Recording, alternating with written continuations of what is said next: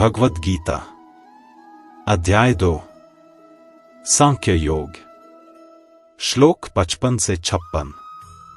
श्री भगवानुवाच प्रजहाति यदा कामान सर्वान् पार्थ मनोगतान् आत्मनैवात्मना तुष्ट स्थित प्रज्ञस्तदोच्यते दुखेष्वनुद्विग्नम्ना सुखेषु विगतस्पृह वीतराग भयक्रोध स्थित धीर मुनिरुच्यते। भगवान श्री कृष्ण बोले, हे पार्थ, जब मनुष्य अपने मन में उत्पन्न होने वाली सभी इच्छाओं को पूरी तरह त्याग देता है और आत्मा में ही संतुष्ट रहता है, तभी उसे स्थित प्रज्ञ या स्थिर बुद्धि वाला ज्ञानी कहा जाता है। जो व्यक्ति दुख में विचलित नहीं होता और सुख की इच्छा भी नहीं करता, जिसने राग, मोह, भय और क्रोध को जीत लिया है, ऐसा स्थिर बुद्धि वाला व्यक्ति मुनि कहलाता है। जब अर्जुन ने भगवान श्री कृष्ण से पूछा, स्थित प्रज्ञ व्यक्ति कौन है, वो दिखता कैसा है, उसकी पहचान क्या है, तो श्री कृष्ण बड़े सुंदर तरीके से समझाते हैं।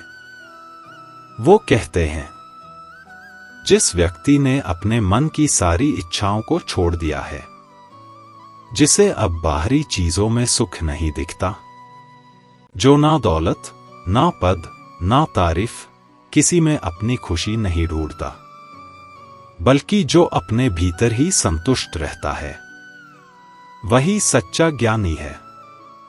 वो व्यक्ति जानता है कि असली शांति बाहर नहीं, आत्मा के भीतर है।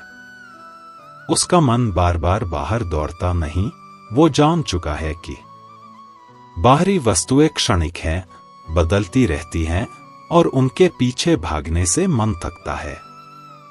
इसलिए अब वो खुद को भीतर की ओर मोड़ता है। वो ध्यान में बैठ सकता है, अकेले में मुस्कुरा सकता है, क्योंकि उसे खुद की संगति में ही सच्चा सुख मिल रहा है। श्री कृष्ण फिर आगे बताते हैं कि ऐसा ज्ञानी व्यक्ति दुख आने पर विचलित नहीं होता और सुख मिलने पर उसमें डूब नहीं जाता। उसका मन ना तो मोह में उलझता है, ना डर उसे जकड़ पाता है और ना ही क्रोध उसे अपने वश में कर पाता है।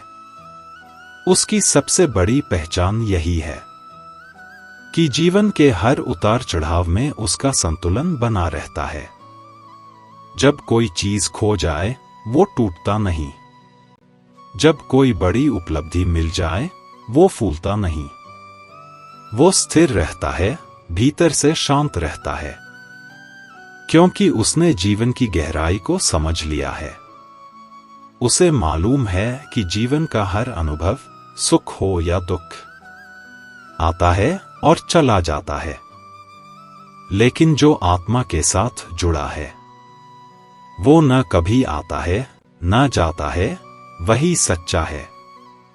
ऐसा व्यक्ति ही स्थित प्रज्ञ कहलाता है, जो न भावनाओं में बहता है, न संसार में उलझता है, बल्कि आत्मा में स्थित होकर जीता है, शांत, संतुलित और मुक्त।